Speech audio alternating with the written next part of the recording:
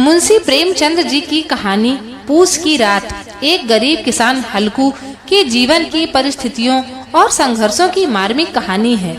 हल्कू एक गरीब किसान था जो हमेशा आर्थिक तंगी से जूझता रहता था। उसके पास जमीन इतनी कम थी लेकिन कर्ज बहुत अधिक था। वह हर सीजन में अपने फसलों को उगाता था और कर्ज को भरने में दे देता था।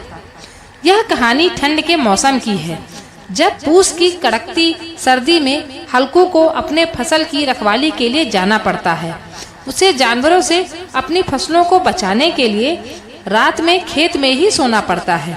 लेकिन उसकी गरीबी इस हद तक थी कि उसके पास ठंड से बचने के लिए एक ढंग का कंबल तक नहीं था।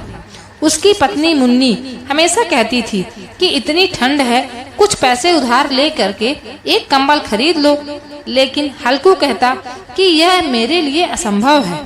मैं इतने कर्ज में डूबा हुआ हूँ कि मैं और कर्ज नहीं ले सकता हूँ, और अपने खेत की मजदूरी से मिली रकम से तो सिर्फ वह कर्ज भर सकता था। पूस की कड़कती ठंड में हल्कू अपने खेत की रखवाली करने के लिए निकलता है।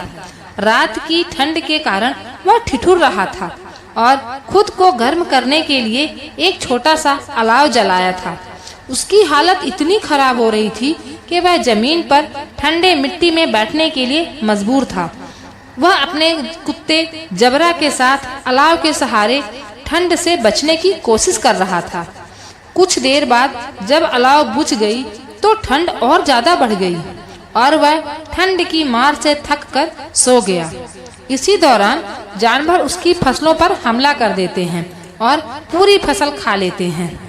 सुबह हल्कू की आंख खुलती है और वह देखता है कि उसकी सारी फसल बर्बाद हो चुकी है।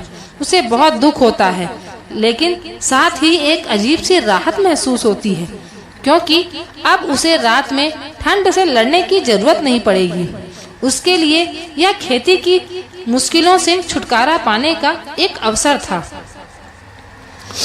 तो दोस्तों, इस कहानी में प्रेमचंद जी ने ग्रामीण जीवन की कठिनाइयों, आर्थिक शोषण और किसानों की मजबूरी को उजागर किया है। हल्कू का किरदार दर्शाता है कि किस तरह गरीबी और कर्ज में डूबे किसान समाज में जीवित रहने के लिए अपने सपनों और इच्छाओं का बलिदान करते हैं। तो हमें सभी गरीबों की जितनी हो सके मदद करनी चाहिए।